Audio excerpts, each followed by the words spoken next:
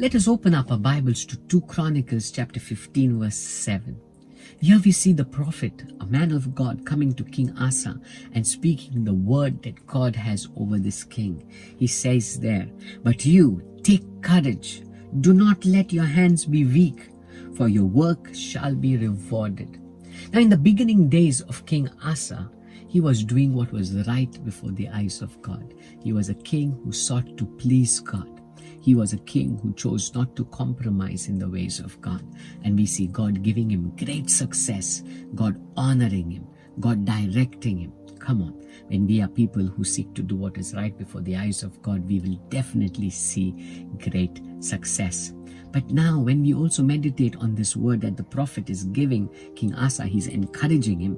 But when we turn to verse 2 of 2 Chronicles 15, he says there, "The Lord is with you while you are with him." Now it's a warning as well as encouragement. That means you need to be with God if you want God with you. It's a word for you as well. You want God to be with you, right? You want God to help you in your problems. You want God to get you out of your circumstances. Then you need to be with God. Then he goes on further and says, you seek God, you will find God. It's simple, right? You seek him, you will find him. God loves it when you are a chaser of him, that you seek after him. Then he goes further and he warns him, you forsake God and he will forsake you. Now this prophet here is encouraging King Asa because he's been seeking God and God has been blessing him. And now he's saying in verse 7, "But you take courage, do not let your hands be weak." That means he's saying continue doing what is right. Continue doing things that please God, and you will see the work of your hands rewarded. I want to tell you the same. Continue doing what pleases God, what is right before the eyes of God. Continue doing.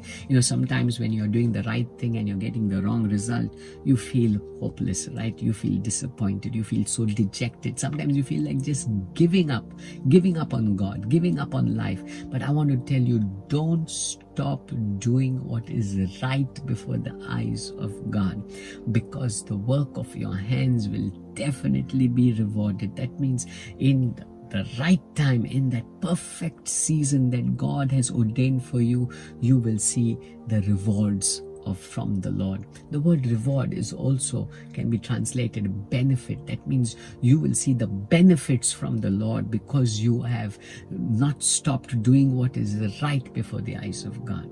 Here the prophet is warning him as well that if you forsake God, you don't walk with him, then God's going to be walking away from you. He's not going to be with you. Come on, it's a word of caution as well. You want the rewards, right? You want the benefits from God, then walk with him. Be a person who chases after him. Do not forsake his ways. Do what is right in the sight of God, and you will see how God will definitely reward you. You will see the benefits of persistently walking with God and doing what is right in the sight of God. God bless you.